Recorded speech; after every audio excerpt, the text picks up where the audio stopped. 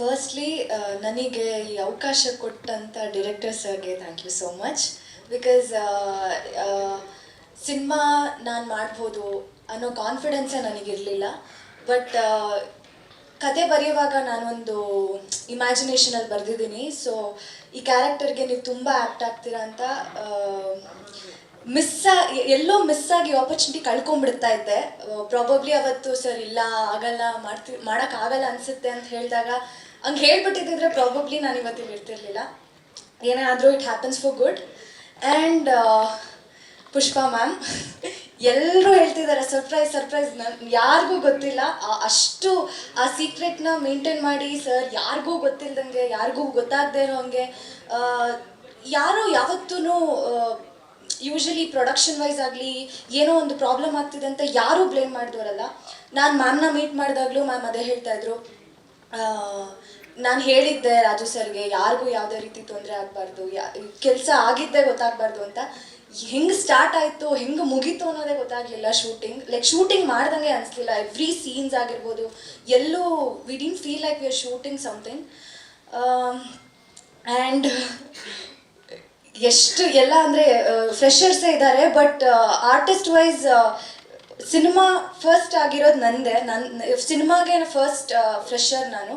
So but experienced artist Prithvi sir, Gopal Deshpande sir, Mansi Sudhir ma'am, Rajesh Natran sir, ಎಲ್ಲರೂ ನಮ್ಮ ಅಮ್ಮನ ಪಾತ್ರ ಅಪೂರ್ವ ಮ್ಯಾಮ್. ಸೊ ಎಲ್ಲ ಎಕ್ಸ್ಪೀರಿಯನ್ಸ್ಡ್ ಆರ್ಟಿಸ್ಟ್ ಜೊತೆ ನನಗೆ ಇದು ಫಸ್ಟ್ ಎಂಟ್ರಿ. ಬ್ಲೆಸ್ಡ್, ಹ್ಯಾಪಿ, ಏನು ಹೇಳೋದು ಗೊತ್ತಿಲ್ಲ. I am really very happy about it. And cinematography like ಇವಾಗ ಡಿರೆಕ್ಟರ್ ಸರ್ ಏನು ಅಂದ್ಕೊಂಡಿರ್ತಾರೆ ಅದನ್ನು ಅವ್ರು ಅಂದ್ಕೊಂಡಂಗೆ ಎಕ್ಸಿಕ್ಯೂಟ್ ಮಾಡೋದು ಕೆಲಸ. It is cinematographers work. And ಅವರು ಅಷ್ಟೇ, ಕಾರ್ತಿಕ್ ಸರ್ ಇವತ್ತು ಅವರಿಲ್ಲ, ಬಟ್ ಅವರು he has done an amazing job. And what else ಅಷ್ಟೇ. Thank you so much. Thank you Kavya. ಹೊಸಬರಲ್ಲಿರುವಂತಹ ಒಂದು excitement, nervousness, I can see that. But best wishes Kavya. Thank you so much. And she is my all time favourite anchor ನೀವೇ. ಅವರು ನನ್ನ first ಸಿನಿಮಾಗೆ host ಮಾಡ್ತಿರೋದು. It's thank you ಕಾವ್ಯ. ಅಂದರೆ ಸಿಕ್ದಾಗ ಹೇಳ್ದೆ sir ಇದನ್ನು ಹಿಂಗೆ ಹೇಳು ಅಂತ ಹೇಳ್ಬಿಟ್ಟು. ಯಾಕಂದರೆ ನಾನು TKD ಹೋಸ್ಟ್ ಮಾಡಿದಾಗ ಅವ್ರು ಇದ್ರಲ್ಲ ಅದನ್ನು ಅಮ್ಮ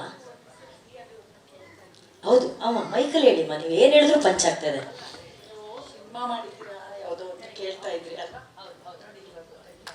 ನಾನು ಅವಾಗ ಹೇಳಿದ್ದೆ ಮ್ಯಾಮಿಗೆ ನಿಮ್ಮ ಹತ್ರನೇ ಇಂಟರ್ವ್ಯೂಗೆ ಬರ್ತೀವಿ ಅಂತ ಹೇಳಿದ್ರು.